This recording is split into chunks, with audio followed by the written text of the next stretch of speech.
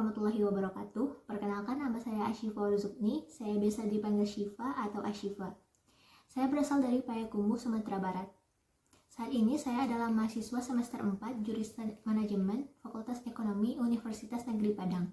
Karena pandemi yang masih marak terjadi saat ini, maka saya hanya kuliah dari rumah secara virtual atau disebut juga dengan kuliah online. Selain kuliah, kegiatan saya sehari-harinya adalah membantu orang tua saya melakukan pekerjaan rumah seperti menyapu, mengepel, dan mencuci baju. Dan terkadang saat saya ada waktu luang, saya akan menonton Netflix atau drama Korea atau membaca buku. Pada kesempatan kali ini, saya ingin menceritakan tentang pengalaman saya studi tur ke Malaysia dan Singapura saat saya SMP di bulan April tahun 2016. Jadi, saya berangkat dari Bandara Internasional Minangkabau langsung ke Kuala Lumpur International Airport di Malaysia. Di Malaysia, saya mengunjungi beberapa tempat seperti Masjid Putra, Istana Negara Malaysia, Lapangan Merdeka, ICT Shah Alam, dan tak lupa ikon negara Malaysia yaitu Twin Towers. Di Twin Towers, saya mengunjungi Petroscience. Petroscience sendiri adalah wisata edukasi yang sangat bermanfaat. Di sini, kita bisa belajar banyak hal, terutama tentang sains dan juga teknologi.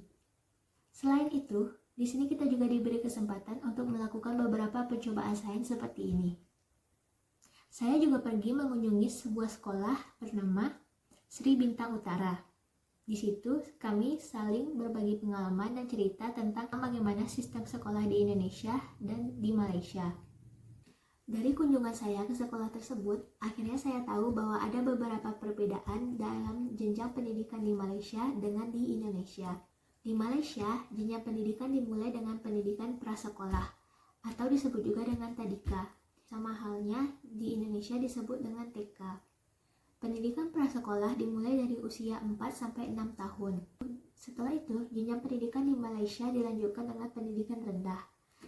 Usia untuk pendidikan rendah dimulai dari umur 7 hingga 12 tahun.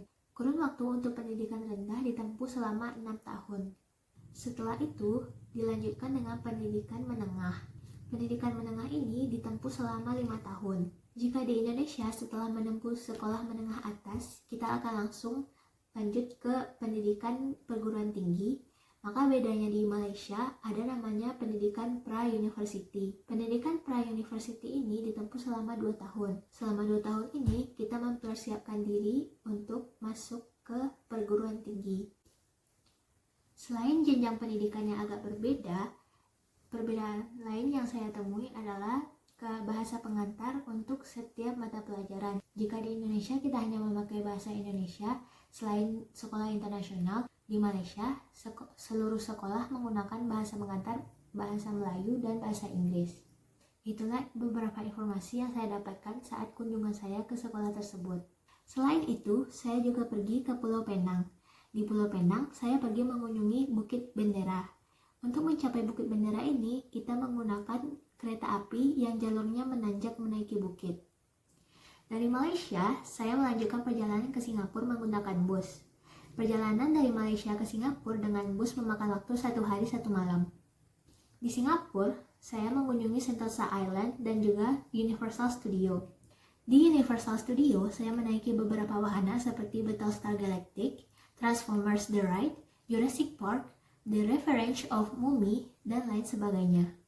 Setelah itu, dari Singapura, saya menyeberang ke Batam menggunakan kapal. Dari Batam, saya menggunakan pesawat udara kembali ke Bandar Internasional Minangkabau. Itulah cerita pengalaman jalan-jalan yang sangat berkesan bagi saya. Dan menurut saya, bentuk dasar komunikasi yang lebih banyak digunakan adalah bentuk komunikasi verbal.